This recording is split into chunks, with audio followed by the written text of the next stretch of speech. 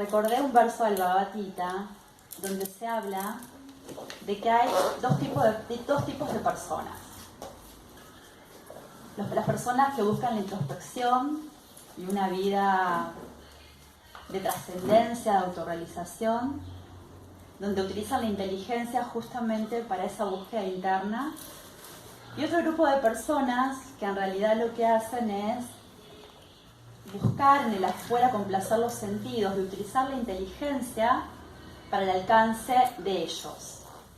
Entonces podríamos pensar que hay un éxito material y un éxito espiritual, y también dentro del verso que hoy vamos a trabajar, vamos a observar y desarrollar que también uno puede quedar confundido entre ambos éxitos y perder a ambos en el mismo momento. O sea, podemos perder el éxito material y podemos perder el éxito espiritual. Entonces, cuando se me presentó esto, digo, bueno, es como si todos tuviéramos la oportunidad de ir por dos caminos diferentes. Y donde el sentido de la vida va a cambiar rotundamente si es que vamos por un camino o vamos por el otro. No hay más caminos.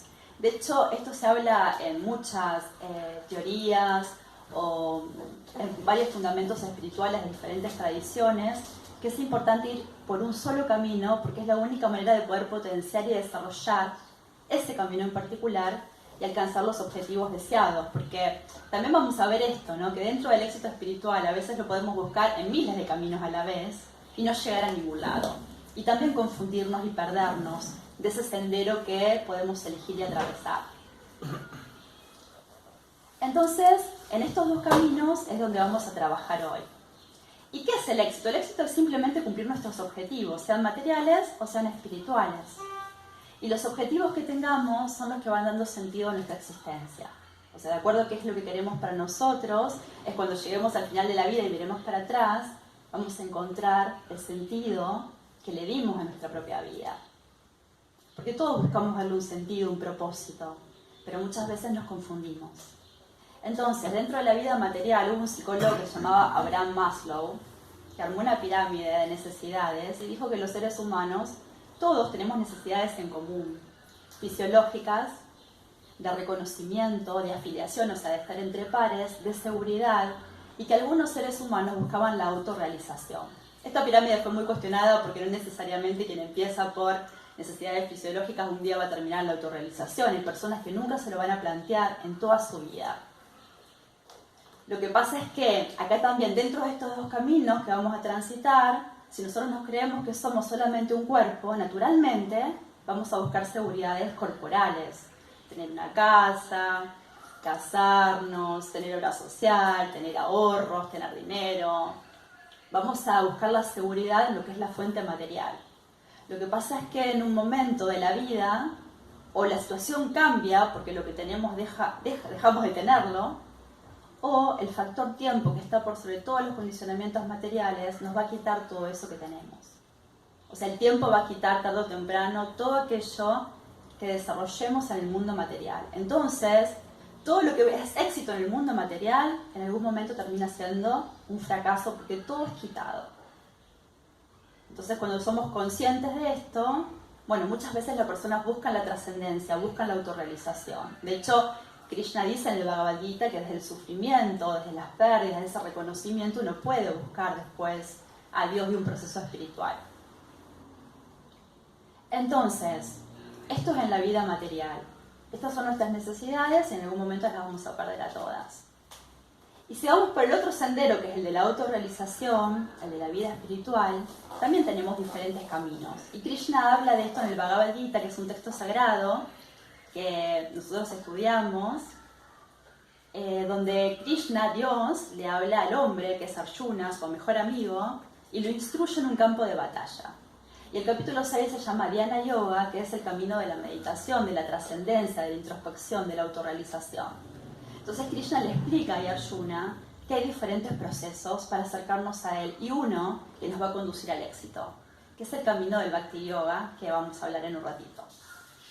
¿Hasta acá se va entendiendo? Sí.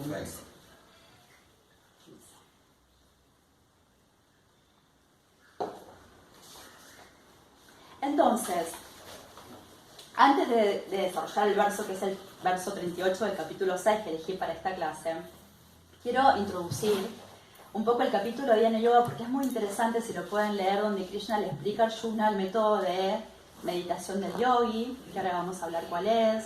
Cuando Arjuna le dice que este método es impracticable, que es muy difícil para nuestra era, él estaba en un campo de batalla, era un método realmente muy difícil de efectuar.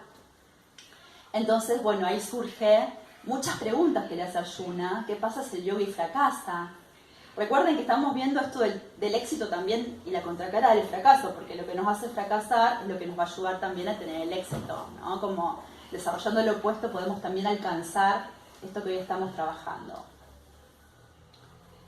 Entonces, Krishna en el Bhagavad Gita le explica a Arjuna que solamente se puede tener éxito en el camino del yoga, en el camino de la meditación, si uno renuncia al deseo de complacer los sentidos.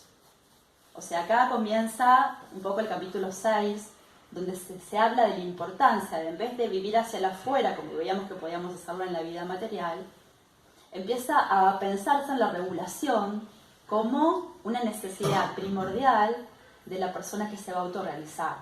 O sea, no es que nosotros no tengamos las necesidades fisiológicas, de búsqueda de seguridad, de reconocimiento. O sea, las personas que buscamos la vida espiritual también tenemos esas necesidades, pero no las tenemos exacerbadas. Entendemos que no tenemos que desarrollarlas en su máxima expresión y que además tenemos que desarrollarlas relacionadas y enfocadas en la vida espiritual.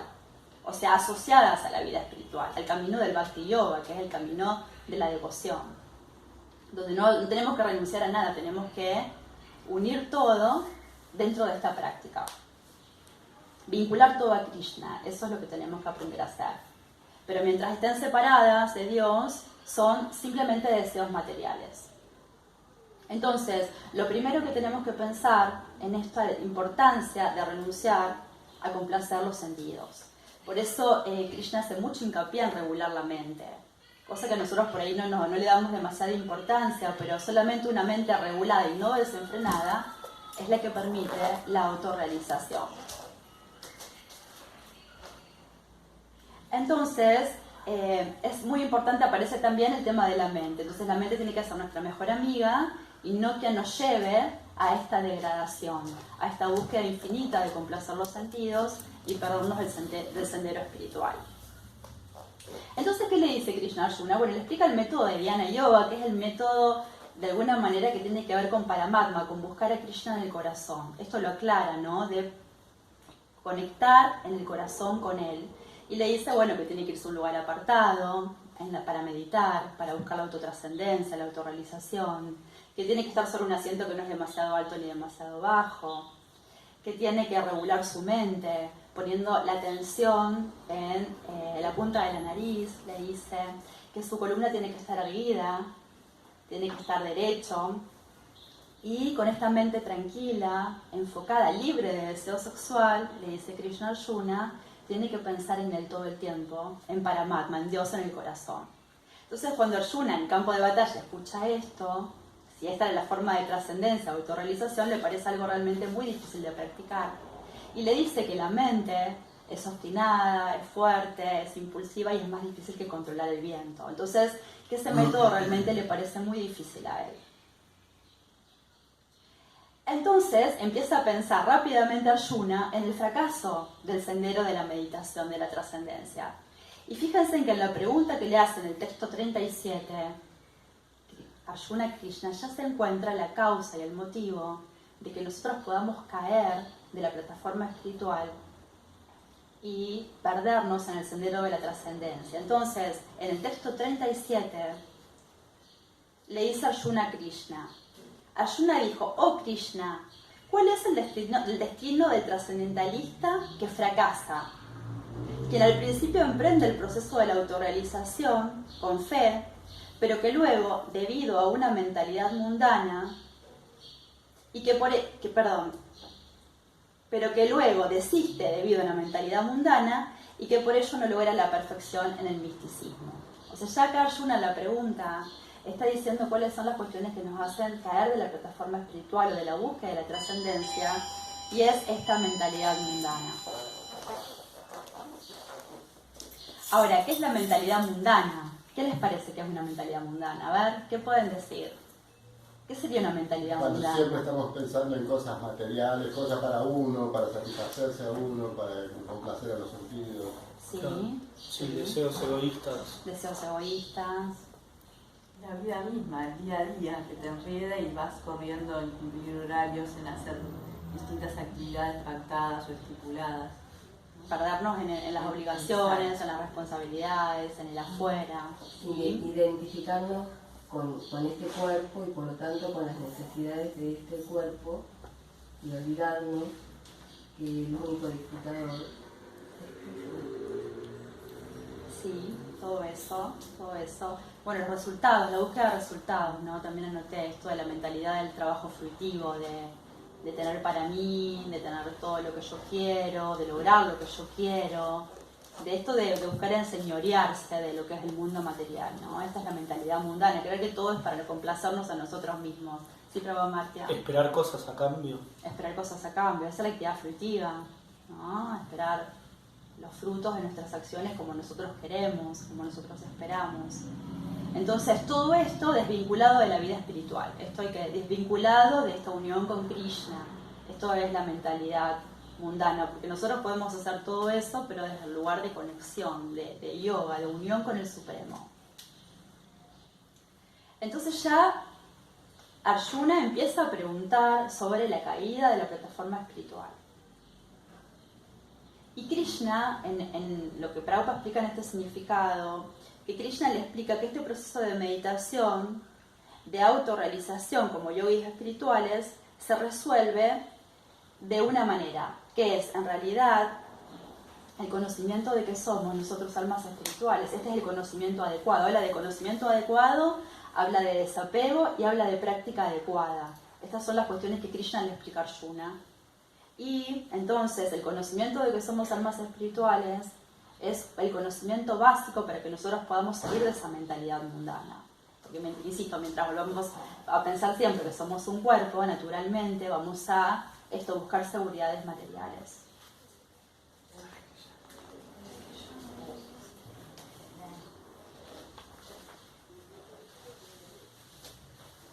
Y también le dice entonces, le habla de 3 métodos de autorrealización que se proponen dentro de este capítulo de Dhyana Yoga, que es el del conocimiento adecuado, el del sistema óctuple de yoga, que es el camino de la Ashtanga Yoga, los 8 pasos, donde Dhyana Yoga es la antesala de la autorrealización, del estado de Samadhi, y el servicio devocional o Bhakti Yoga, donde justamente lo que se hace muy consciente dentro de este método adecuado es la unión con Krishna, la unión con Dios y la relación con Él. O sea que somos almas espirituales y tenemos una relación directa con Krishna, somos, digamos, sirvientes de Él. Y que este camino de Bhakti Yoga justamente es la máxima etapa de este proceso de meditación y que nos lleva al éxito, o sea, nos asegura el éxito. Esto es lo que dice en el Bhagavad Gita. O sea, el éxito se asegura cuando uno emprende este proceso de Bhakti Yoga, culmina en él a partir de los métodos anteriores que uno puede ir desarrollando en el transcurso de la vida. Entonces, se habla de práctica adecuada, servicio devocional y desapego del mundo material. En realidad lo que dice Srila Prabhupada es que cuando uno se apega a Krishna, inmediatamente pasa por un proceso gradual donde empieza a desapegarse de los objetos de los sentidos, uno empieza a desapegarse de la visión material de la vida, de las concepciones materiales, y alcanza el éxito en algún momento, gradualmente, en el proceso de autorrealización. Entonces ahora vamos a ir al verso 38, que es el que sigue, el que yo traje para que hoy podamos charlar. Me pareció muy interesante porque justamente explica en este verso ya la misma pregunta, que uno puede perderse en la vida, tanto en el éxito espiritual como en el éxito material, si uno se confunde en el sendero de la trascendencia. Entonces, texto 38, dice Arjuna: Oh Krishna, el de los poderosos brazos, ¿no es cierto que ese hombre que se encuentra confundido en el sendero de la trascendencia se aleja tanto del éxito espiritual como del material y perece como una nube que se dispersa sin ninguna posición en ninguna esfera? Lo voy a leer otra vez. Oh Krishna, el de los poderosos brazos, ¿No es cierto que ese hombre que se encuentra confundido en el sendero de la trascendencia se aleja tanto del éxito espiritual como del material y perece como una nube que se dispersa sin ninguna posición en ninguna esfera? Muy interesante la pregunta que hace Arjuna. Y voy a leer todo el significado porque también es muy, pero muy bello. Dice Srila Prabhupada en el significado: existen dos maneras de progresar. Aquellos que son materialistas no tienen ningún interés en la trascendencia. Por consiguiente, ellos están más interesados en el adelanto material mediante el desarrollo económico o en la promoción a los planetas superiores mediante el trabajo adecuado. Cuando uno emprende el sendero de la trascendencia, tiene que suspender todas las actividades materiales y sacrificar todas las formas de supuesta felicidad material. Si el trascendentalista aspirante fracasa, entonces parece ser que pierde de las dos maneras. En otras palabras, ni puede disfrutar de la felicidad material ni del éxito espiritual. Él no tiene ninguna posición, es como una nube que se dispersa. A veces una nube del cielo se aparta de una nube pequeña y se une a una grande. Pero si no puede unirse a una grande, entonces el viento la arrastra y la nube desaparece en el vasto cielo. El Brahmanapati es el sendero que lleva a la comprensión trascendental a través del hecho de saber que uno es espiritual en esencia, parte integral del Señor Supremo, quien se manifiesta como Brahman, Paramatma y Bhagavan. El Señor Sri Krishna es la manifestación más completa que hay de la suprema verdad absoluta y en consecuencia, aquel que está entregado a la persona suprema es un trascendentalista triunfante. Llegar a esa meta de la vida a través de la comprensión de Brahman y Paramatma toma muchísimos nacimientos. Por consiguiente, el mejor sendero de la comprensión trascendental es el Bhakti Yoga o el proceso de conciencia de Krishna, el método directo. Bueno, es realmente muy lindo este verso, muy lindo. Entonces yo me pregunté, ¿de qué forma podemos confundirnos? ¿Cuándo nos confundimos? Y ¿cuándo nosotros podemos abandonar este sendero de la trascendencia? ¿Y por qué dice Srila Prabhupada? ¿Y por qué está en la pregunta también? Que cuando uno abandona el sendero de la trascendencia no puede tener ni triunfo material ni triunfo espiritual. Yo traté de pensar sobre eso y me gustaría que entre todos podamos charlarlo, a ver qué se les ocurre también. Yo lo que pensé es que cuando uno se confunde otra vez por las cuestiones de la ilusión, ¿no? La ilusión material, y busca otra vez la complacencia de los sentidos, y vuelve otra vez como al mundo queriéndose desvincular de la vida espiritual que ya encontró, no tiene muchas posibilidades de ser feliz. Porque cuando uno ya encontró ese sabor, ese gusto, ese gusto superior que se habla en el Bhagavad Gita, ¿no? De una dicha más allá de lo que nos pasa, de una dicha por el servicio, cuando uno ya se asoció con personas que aprenden a ver la vida de otra manera, que nos muestran otra forma de vivir las situaciones, cuando uno ya encontró un maestro espiritual y encontró la importancia de recibir esos consejos, esas orientaciones, cuando uno después deja otra vez la vida espiritual y se vuelve al mundo material a querer disfrutar de la vida, esa aparente felicidad de la que habla Prabhupada, es muy difícil ser felices otra vez. ¿Cómo se hace? Imposible. Imposible. Porque cuando uno ya tuvo ese conocimiento, es muy difícil volver a la conexión con la materia y olvidarse de todo eso. Entonces, cuando uno cae de la plataforma, de la búsqueda espiritual, ya no tiene posibilidades tampoco de tener éxito material. Esto es lo que dice Srila Prabhupada. O sea, no va a tener éxito espiritual porque abandonó el proceso, por lo menos en esta vida, porque después vamos a ver que la vida espiritual nunca se pierde, la práctica no tiene pérdida ni disminución y siempre uno va a empezar desde donde terminó las próximas vidas. Pero sí puede ser que en esta vida uno se pierda y no construya más. Y si uno quiere volver al mundo material ya no puede ser feliz en ningún lado. Uno queda como un fantasma. Queda como una nube que se dispersa, ¿no? Por eso me encantó esto de la nube, porque si la nube es chiquita, dice Prabhupada, se agarra una nube grande, que es el proceso devocional, donde están los devotos, donde está el servicio devocional, donde está el maestro espiritual, donde están los textos sagrados. Esa es la nube grande, donde está Krishna. Esa es la nube grande. Si nos quedamos ahí, no nos vamos a perder. Pero si nos vamos hacia las nubes pequeñas, nos perdemos. Quedamos confundidos. Ya no podemos ser felices en ningún lado. Por eso en un punto, una vez escuché a mi maestro espiritual decir que la persona que se identifica con el cuerpo no tiene demasiados problemas. O sea, en el sentido de que se piensa que es un cuerpo, se muere como un cuerpo y punto. O sea, ya está. Ahora, la persona que tiene conciencia espiritual y sabe que no es un cuerpo, ya tiene un dilema mayor. Y si además después de saber eso, quiere volver al mundo material como si nada, ya no puede.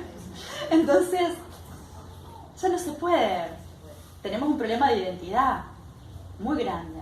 ¿Cómo hacemos? Entonces, es muy importante que entendamos esto, que una vez que comenzamos un proceso espiritual, es importante continuarlo, porque ya no vamos a encontrar satisfacción en el mundo material. Y sí podemos encontrar mucha satisfacción en la vida espiritual si gradualmente vamos progresando, aunque en un primer momento sea difícil. Eso es lo que anoté como cuando nos confundimos. También nos podemos confundir cuando hacemos shopping espiritual y buscamos variedad de técnicas. Yo tenía como eso en mi historia, ¿no? A mí me gustaba todo. O sea, me gustaba, no sé, la meditación de los budistas, y me gustaba el shaivismo, y me gustaban los Hare Krishna. O sea, me gustaba todo. Todo me parecía lindo. De hecho, cuando viajé a la India, me fui a Nepal. O sea, porque tenía ganas también de conocer los monjes budistas, experimentar. Y tanto en la India como en Nepal me dieron el mismo mensaje, que uno tenía que seguir un solo camino. Por supuesto que uno no tiene que descalificar los caminos de los demás. Eso no es algo bueno ni positivo para la vida de nadie a nivel espiritual. Uno tiene que respetar, tiene que reconocer, dentro de los caminos que son avalados, por supuesto, ¿no? Que sirven una asociación discipular, que son sistemas donde las personas pueden autorrealizarse. Pero no podemos hacer varios a la vez, porque no llegamos a ningún lado. Ahí también podemos confundirnos. Pues solamente eligiendo un camino y sosteniéndolo en el tiempo es cuando podemos ver los progresos y los avances. Entonces también nos podemos confundir si hacemos, no sé, bueno, ni hablar si uno va a Cuenco, y hace registros akáshicos, y hace constelaciones, y hace terapia, hace miles de cosas a la vez, uno termina muy confundido también. Entonces no es dogmatismo, es el entendimiento de que uno tiene que ir por un sendero y que en algún lugar hay que pararse. Si ustedes me dicen, bueno, ¿cuál es el mensaje que quiero dar con la clase? Que en un lugar hay que pararnos. Y que en ese lugar que nos paremos tenemos que comprometernos y avanzar. Porque si no, corremos el riesgo de confundirnos y perder el éxito en todos lados. No estamos ni en un lado ni en el otro bien. Y también ¿cuál es el mensaje también? Que en la vida material construyamos lo que construyamos, eso lo vamos a perder. Naturalmente lo vamos a perder. Con la muerte nos vamos a perder. Y Arjuna le pregunta a Krishna, que ahora vamos a seguir con esto, es ¿qué pasa con el yogi que fracasa? Y Krishna le explica que no hay pérdida ni disminución, y que el yogi que fracasa en la próxima vida, o van a ser una familia de trascendentalistas, que eso es algo difícil de que suceda, pero que puede suceder, o pueden nacer en una familia aristocrática para no tener que luchar contra estas necesidades materiales y poder dedicarse a la vida espiritual. Entonces, dentro de la vida espiritual el éxito está asegurado. Entonces tenemos que comprender que nuestras energías, en la medida en que podamos, lo mayor que podamos dentro de nuestras concepciones, ponerla dentro de la vida espiritual. Y el método adecuado de Bhakti Yoga nos permite ligar y unir cada necesidad material con Krishna y purificar nuestros sentidos por medio de este proceso de repetir el Mahamantra, de cantar Hare Krishna, de escucharlo, de recordar a Krishna, de servirlo a los devotos, de adorar a la deidad. O sea, tenemos muchas formas realmente de purificarnos y de controlar nuestra mente de un modo que sea natural, porque lo que dice Prabhupada es que la mente necesita ubicarse en un lugar y los sentidos no se controlan fácilmente en nuestra era intentando la meditación del Jnana Yoga, poniendo la atención en la punta de la nariz. Es algo que nos cuesta mucho, aparte si lo hacemos dentro de las vidas que nosotros llevamos, que no son las vidas de los yogis de los Himalayas, quedamos muy disociados y muy divididos. Piensa en nuestras vidas, esto que hoy decía Cámbala, ¿no? Esto de para afuera, las obligaciones, las responsabilidades, correr y en un momento sentarnos y creer que porque estemos un ratito ahí nos vamos a purificar mucho. Bueno, quizás alguno tenga una gran predisposición y trabajo interno de otras vidas y lo pueda lograr, pero la mayoría de nosotros necesitamos vincular todas las actividades de nuestra vida, materiales, a Krishna.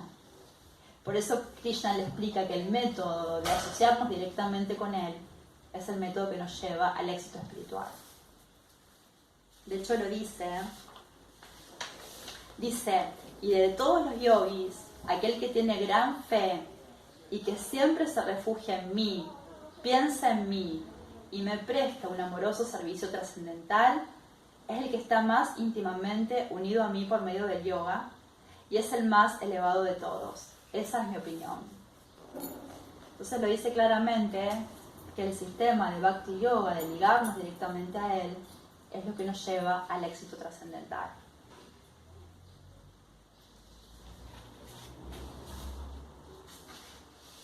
Bueno, eso te lo traje para compartir.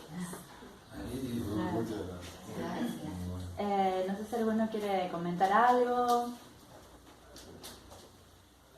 Devotos, preguntas, comentarios.